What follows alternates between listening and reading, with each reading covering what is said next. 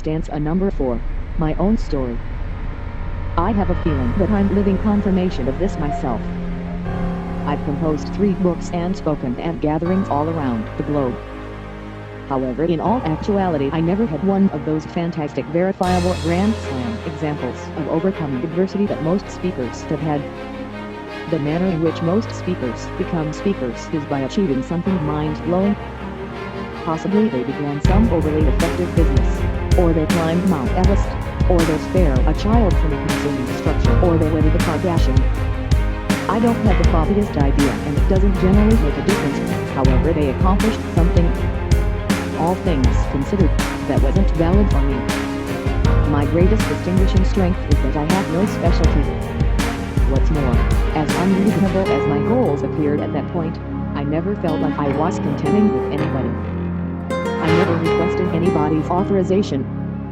I just began doing what I needed to do, and playing my game as large as I could, and interestingly, it simply turned right out before me without anybody ever attempting to back me off. That is to say, once more, I've composed 3 books about my point. Also, I looked into my theme like the loop. I read each book I can't discover. I need to be the best at what I do. Be that as it may, I generally imagine that I'd need some monstrous victory to do this, to be a speaker, and it's false. All I required was my expectation and a little classic real effort, and the rest delved with itself. Refrain number 4. Overnight success stories. Everyone needs to hear a short-term example of overcoming adversity. In any event, when the overnight achievement took 15 years, they despite everything need to hear the overnight part. It's instilled in our way of life. That is the thing that individuals need. They need to know the one thing that made a huge difference. They need to know the 1 second when the entire thing took off like a rocket to fortune and distinction. That if not now, it functions. That never occurs. I'll mention to you what achievement is. Achievement is the amassing of 10,000 little triumphs and 100,000 minuscule disappointments. That is the thing that achievement is. Pause. You know, I'm going to call my 4th book On Your Way to Success, since that is an incredible narrative. I'm similar to an expert disappointment. Some of you may out of nowhere be feeling a lot nearer to me actually now, and that is acceptable.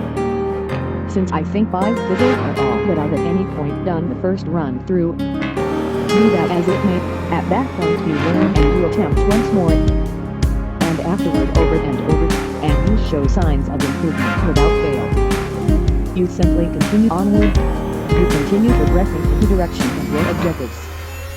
Furthermore, bit by bit, things come to fruition. What's more, obviously, there are innumerable disappointments en route. However, there are additionally incalculable minuscule supernatural occurrences that prop you up. Furthermore, individuals hate and individuals attempt to help, and you continue working and working. What's more, before you know it, things begin to move. Your direction changes and the triumphs fire accumulating. Section number 4. Sweden, chicken thighs. Let me educate you regarding one of my little supernatural occurrences. I could disclose to you several these, however I'll go with simply this one. It was a Thursday evening in September 2007, and that was certainly the troublesome time for me. I wasn't bringing in any cash. I was truly battling. Pause. I won't reveal to you some unrestrained tragic account. I'll state with the typical tragic account rather, yet let me give you a thought of how things were for me in those days. Truth be told, I have to return somewhat further, so remain with me. On December 30, 2005, New Year's end, I made a New Year's goals for 2006, and that goals was to turn out to be toward the beginning of the day rather than the night. That is a truly minor objective, yes. Yet, it spoke to a major move for me, since I needed to make sense of what my routine would be for supper. When I turned out to be at night, I had a protein shake after my exercise, and that was it. Yet, in the event that I turned out to be in the first part of the day, I'd need to have a genuine supper. In all honesty, I hadn't done it in years. What's more, I obediently set up a completely What's more, in the interim, I didn't have a ton of cash, so it must be something solid and cheap. In any case, I immediately set up a completely adjusted supper that cost under $3 every day: 2 chicken thighs, a yam and a large portion of a head of broccoli. I went to Costco that exact same day and loaded up on provisions. I purchased the chicken thighs in these tremendous mass bundles and afterward put away them, 2 at once, in Ziploc packs. So I additionally purchased a major multi-gather of Ziploc sacks. You know, that is the means by which everything is at Costco. It had 4 boxes with 100 sacks in each case. Anyway, in December of that 1 year from now, 2006, just about an entire year after I began my new daily schedule, I completed my second box of Ziploc sacks. Furthermore, that is the point at which it hit me like a sack of potatoes, chicken thighs and broccoli. I had eaten the feast, 2 chicken thighs, a yam and a large portion of a head of broccoli, multiple times in under 1 year. Its circumstance is such that when you understand how lamentable your life genuinely is, its conditions such that when you understand how little you've achieved, it's a common thought, for instance, that when God was my age, he had just been dead for a long time.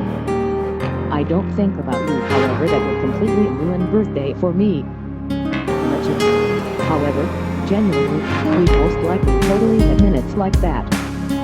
No, I wasn't destitute. I never looked into going chapter 11. I've never been on an unscripted television appear. I was never abandoned in the snow without shoes, lost in the wild without food or water or anything like that. However, things were extremely close. Things were troublesome. Furthermore, it's minutes like that, truly, when you depend on your confidence to get you through. Refrain number 4, Sweden, submit proposal. Anyway, I was sitting at my work area in September 2007, practically 1 more year later, angrily conceptualizing various ways I could get my vocation off the ground. Yet, I was certainly stuck on the runway, sincerely depleted and totally disappointed. I recollect that I was part of the way through a road that night.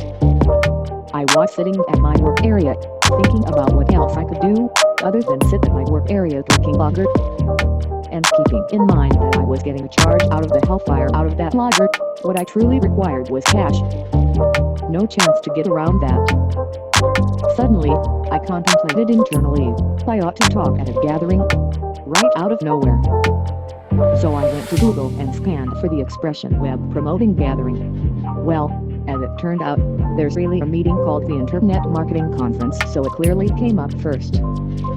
The meeting was situated in Stockholm, Sweden, and there was a tag on their site that read speakers, so I neglectfully tapped on it. There was another tag that read present a proposal, so I tapped on that one as well, and it carried me to this online structure that I could round out. Pause. So there I was, my brew half vacant, gazing at this online structure on my PC screen. Would it be advisable for me to round it out? I had never spoken at a meeting in my life. What would I be able to propose? Possibly I ought to have another brew first, no. Yet, I thought of an incredible title that day. Truly, it was probably the best title I'd at any point concocted. My companions revealed to me it's the only extraordinary title I at any point thought of. I proposed a meeting called Adapting Trust, Leading Your Audience from Rapport to Revenue. It was an incredible title. It was delicious. It was hot. It was fiery. I am sure the lager helped, so I took a snappy chug and went ahead. Out of nowhere, enlivened, I composed a concise portrayal and clicked submit. Presently, if you don't mind, understand that I never expected to hear back. The entire thing was such a stretch. So totally far-fetched and unlikely that I merely disregarded it. All things considered, the lager may have assisted with that also. Anyway, that was Thursday evening. I didn't get anything on Friday, nothing on Saturday and nothing on Sunday. Be that as it may, I woke up on Monday morning and an email had come in about 2 a.m. the center of the day in Sweden, and it said, the center of the day in Sweden, and it said, we're keen on your point. Would you be able to give us more subtleties? Also, I resembled goodness my God. I didn't have the foggiest idea what to do. Would it be a good idea for me to get some more lager? Be that as it may, we figured out how to email to and fro, and they moved up choosing me to talk at their gathering in November, only 2 months after the fact. I was staggered, stunned, overpowered. Furthermore, I was terrified to death. That is to say, truly, I was scared to death. In any case, here's the fascinating thing, I discovered a lot later that one of the essential reasons they picked me was on the grounds that I was an American from Silicon Valley. Stunning? That is entirely fascinating. Being an American from Silicon Valley is nothing uncommon when you live in San Francisco. Yet, in Sweden, it's a serious deal. Being an American gave me believability early on. Envision that. And afterward, when I returned from the gathering, I got no validity at home in light of the fact that I talked in Sweden. Do you perceive how that functioned? I got validity in the two meetings. Maybe I had full-pitched Angelina Jolie and she some way or another said truly, I had taken her out on the town and now every delightful lady back home was battling about my number. That is the point at which I made, and this is valid in the talking industry, that the hardest spot to get paid to talk is in your own terrace. You're vastly improved off attempting to talk in colorful goals in faraway terrains. Also, since that time, my talking business has taken me to India and Dubai and Aruba and Cancun and Portugal and a not insignificant rundown of other outlandish goals, which is wonderful. In any case, the fact is that it was an insane, crazy objective, talking in Sweden, not the Angelina Jolie thing, that bodes well, yet that is actually why it worked. It never would have occurred if the gathering had been in America. It basically would have occurred. Also, that has been the short story of my entire profession. I simply continued going for gigantic objectives, and no one at any point held me up. Indeed, with the exception of